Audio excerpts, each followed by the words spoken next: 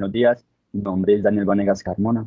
El nombre de mis compañeras son Vanessa Martínez Soto, Daniela Quiroz Orrego y mi compañero Evin Esteban Hernández Toro. En este espacio vamos a conversar un poco sobre lo que es el generador eléctrico, cómo funciona, bajo qué mecanismo funciona y sobre lo que fue el montaje de nuestro prototipo. Respecto al montaje, en el montaje realizamos varios prototipos. En un primer momento realizamos un prototipo bajo un sistema de poleas con dos motores.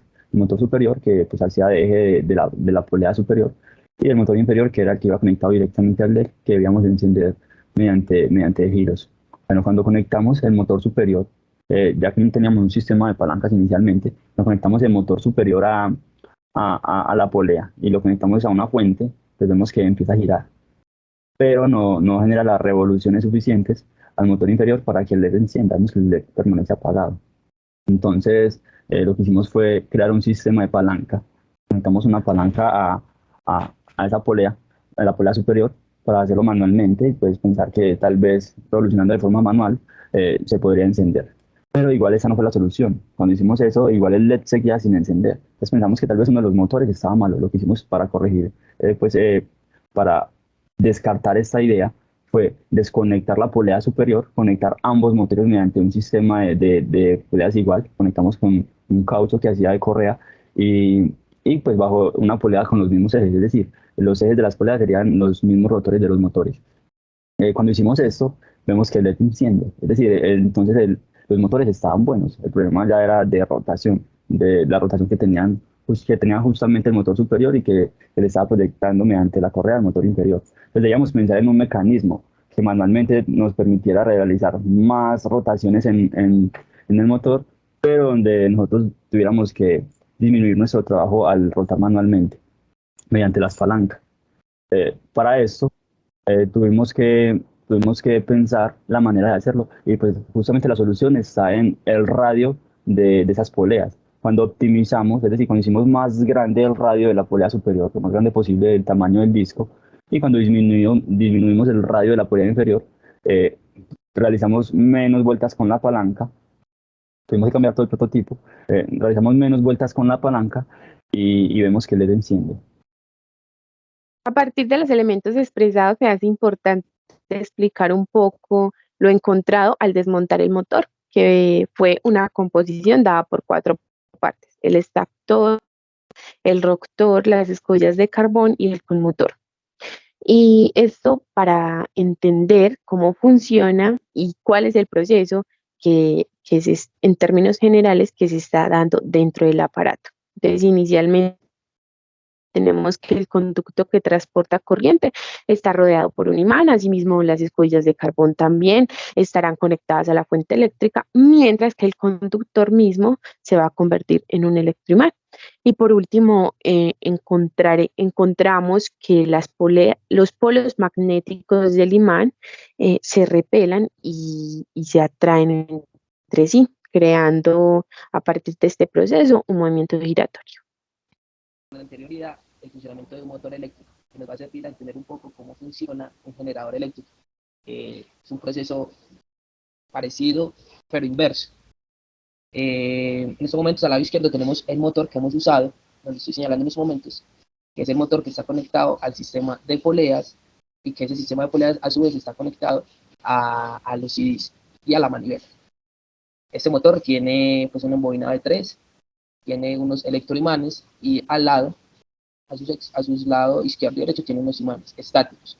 Es importante resaltar que son estáticos porque al movimiento que se genera en las bobinas, cuando movemos la manivela, pues esos imanes van a permanecer quietos y los que se están moviendo son las bobinas y los electroimanes. Esto es importante porque no necesariamente se tiene que mover el imán y el campo generado en él para producir flujo magnético. Sabemos que el flujo magnético es el que determina la corriente eléctrica, sino que podemos poner a girar las bobinas alrededor del campo magnético, igual se va a ver una variación en el tiempo de ese campo magnético generado por los imanes. Para ilustrar un poquito más la explicación, vamos a ver el siguiente simulador. Tenemos un movimiento mecánico producido por la manivela, muy parecido a nuestro generador, a nuestro prototipo. Tenemos unas bobinas de inducido, que son las bobinas que están en nuestra imagen con los electroimanes, y tenemos un campo magnético generado por un imán. El imán permanece quieto al igual que el motor de nosotros, pero ponemos a girar las bobinas de inducido con el movimiento mecánico.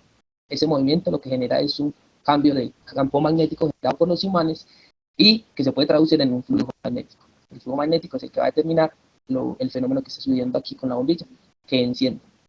También estas bobinas generan una fuerza electromotriz contraria a la fuerza que genera el campo magnético de los imanes. Y por eso, pues podemos ver y observar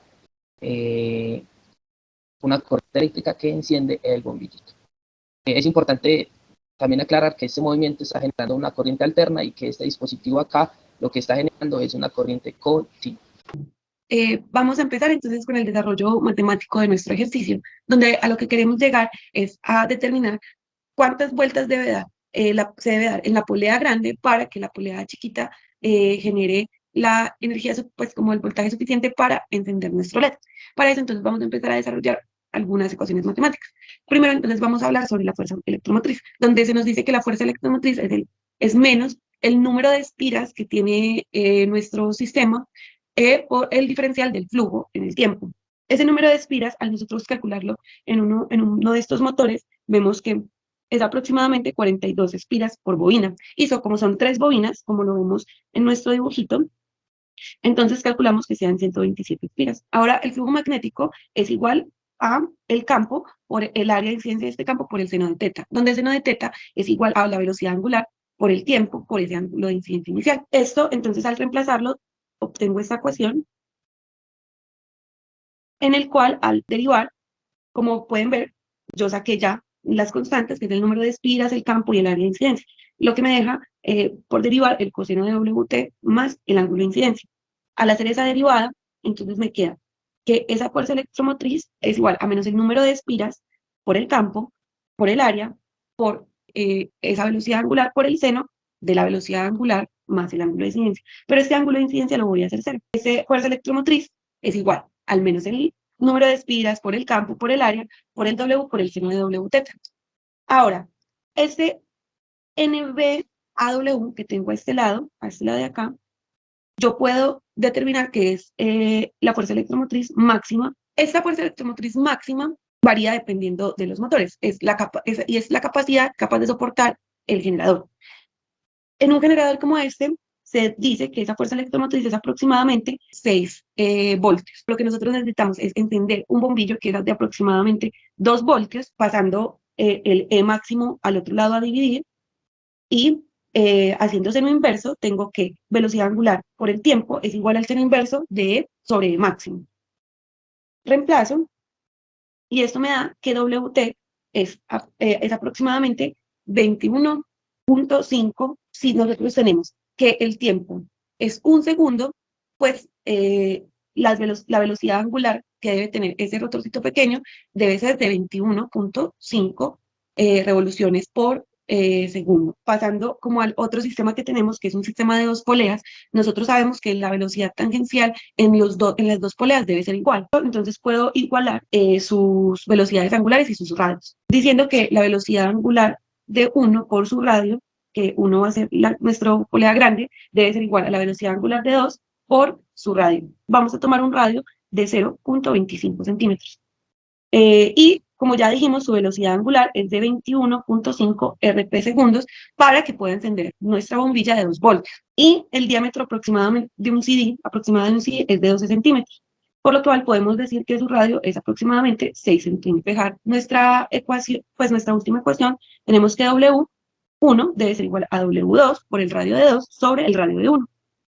Esto nos da que la velocidad angular de la polea grande debe ser aproximadamente 0.89 Rsp segundos. En este orden de ideas, compartir con ustedes algunos aspectos pedagógicos y didácticos que sentimos que se empiezan a entrar en las aulas cuando se realizan este tipo de montajes, ¿no? Son esas barreras experimentales establecidas en algunas instituciones educativas, en paralelo que visualizar la aplicación de la física en instrumentos que usamos a nuestra cotidianidad nos permite entender y preguntarnos frente a esa teoría magnética, frente a esa teoría un poco abstracta, si no se sabe llevar al aula. Además, que en específico el prototipo que realizamos es de fácil acceso, sus materiales son a bajo costo y por último nos posibilitó a nosotros y posibilita en el aula un momento eureka, un momento de asombro que nos lleva a preguntarnos frente a este fenómeno y frente a otros fenómenos de nuestro diario vivir y como tal de la teoría.